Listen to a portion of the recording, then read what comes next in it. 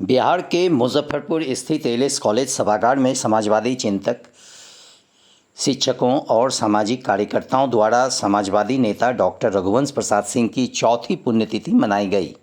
इस अवसर पर बिहार सरकार के पूर्व मंत्री इजराइल मंसूरी डॉक्टर रघुवंश प्रसाद सिंह के पुत्र, शिक्षक, समाजसेवी एवं समाजवादियों ने डॉक्टर रघुवंश प्रसाद सिंह के चित्र पर पुष्प अर्पित किए।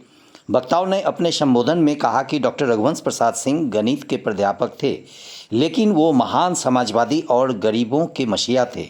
वक्ताओं ने कहा कि डॉक्टर रघुवंश प्रसाद सिंह एक ईमानदार समाजवादी नेता थे। उन्होंने अपनी पूरी जिंदगी ईमानदारी से समाजवाद को अपने जीवन में आत्मसात किया और हमेशा वो गरीबों के उत्थान और विकास की बात सोचते थे। पूरे देश में गरीब मजदूरों के लिए मनरेगा योजना डॉक्टर रघुवंश प्रसाद सिंह का ही देन था। जब वो केंद्र में मंत्री थे तो उन्होंने इस परिकल्पना को धरातल पर उतारे और गरीबों को निश्चित रोजगार की ओर ले गए।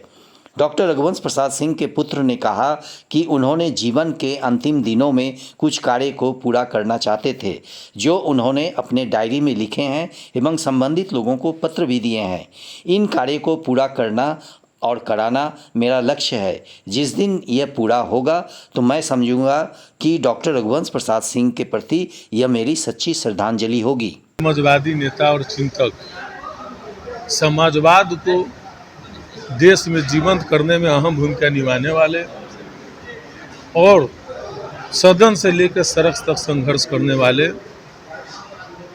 विधानसभा हो, विधान परिषद हो, लोकसभा हो, तमाम लोकतंत्र के मंदिरों को में गरीबों, दलितों, पिछड़ों और गैर बराबरी के खिलाफ आवाज़ बुलंद करने वाले, देश की उन्नति और प्रगति के राह पर ले चलने वाले प्रसिद्ध पूर्व केंद्रीय मंत्री और मनरेगा मैन से जाने वाले स्वर्गीय रघुवंश बाबू की चौथी पुण्यतिथि पर तमाम उनके मानने वाले विचारक, उनके विचार पर चलने वाले लोगों ने उनके माल्यार्पण कर श्रद्धा सुमन अर्पित करने का काम किया है और रघुवंश बाबू के विचार कैसे जीवंत रहे, इस पर व्याख्यान की गई है।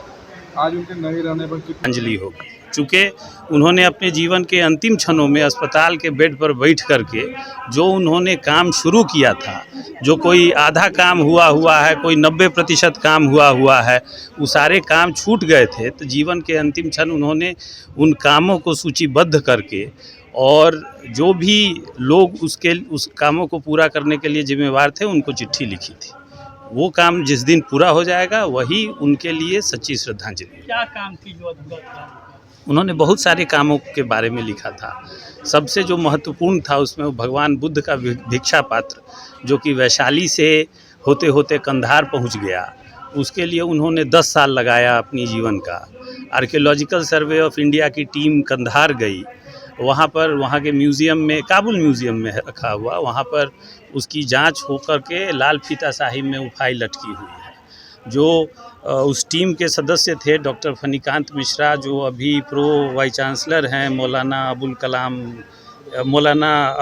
मौलाना आज़ाद यूनिवर्सिटी वेस्ट बंगाल के, वो उसके सदस्य थे और उन्होंने अपनी रिपोर्ट में बड़ा साफ साफ लिखा है कि ये भगवान बुद्ध का ही, जो जिस भिक्षा पात्र का मेंशन अलेक्जेंडर कनिंघम और उस समय के जो चीनी यात्री फाहियान थे उन्होंने अपने लिखित विवरणों में किया है, ये वही भिक्षा पात्र है।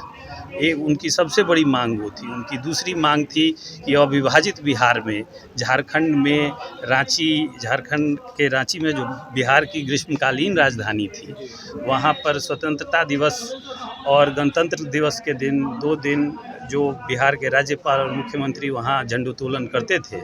बिहार का विभाजन होने के बाद वो बंद हो गया था। वो चाहते थे कि वह चीज़ दोबारा से शुरू हो, उस परंपरा को दोबारा से शुरू किया जाए और रांची की जगह वैशाली में, चूँकि वैशाली जनतंत्र की शुरुआत मानव सभ्यता में वैशाली में हुई थी, तो चाहते थे कि वहाँ पर झंडोत्तोलन किया जाए।